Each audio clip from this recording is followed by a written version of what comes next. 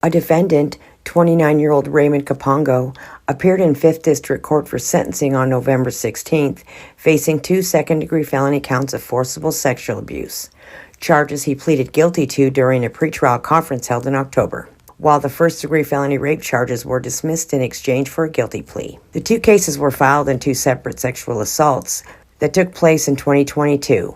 During the hearing, prosecutor Jerry Jager said this. I was shocked when I read his own statement. I mean, here he is blaming the victims for his conduct. And that's how the state feels about him. He is sick. And at this point, he should not be walking the streets. And he needs to be in prison. And it'd be the state's recommendation to the parole board that he stays in there for the full 30 years. Kapongo's defense attorney, Stephen Nielsen, also read his client's statement and had this to say. I think to start, I just wanted to read a letter that Mr. Kapongo wrote and asked for me to read it. His words are, "For the last few weeks, I have been thinking of a way to apologize for my terrible decisions, but I cannot find words that will fit an appropriate apology because there's nothing I can say that will excuse the actions of what have happened. I applaud the victims, I guess, for their, I apologize, Your Honor. I think the emotion I'm feeling is the same that Mr. Kapongo is feeling, that he is deeply sorry.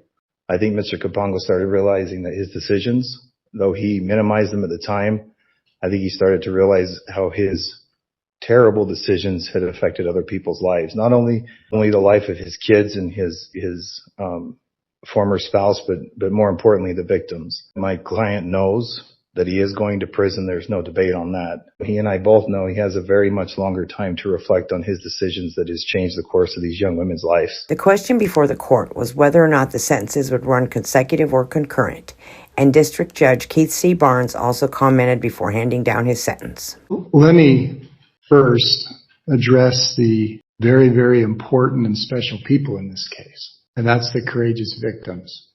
You're not only people, but you are strong, courageous women, and you can realize that you're a survivor. Mr. Kapongo is not a survivor. Mr. Kapongo has spent many, many years in prison, charged of forcible sexual abuse, a second-degree felony. You are sentenced to serve 1 to 15 years at the Utah State Prison. In case 2315-00431, forcible sexual abuse, a second-degree felony. You are sentenced to serve 1 to 15 years at the Utah State Prison. Charges to run consecutive. This is Cody Blowers reporting for St. George News, your #1 source for local news.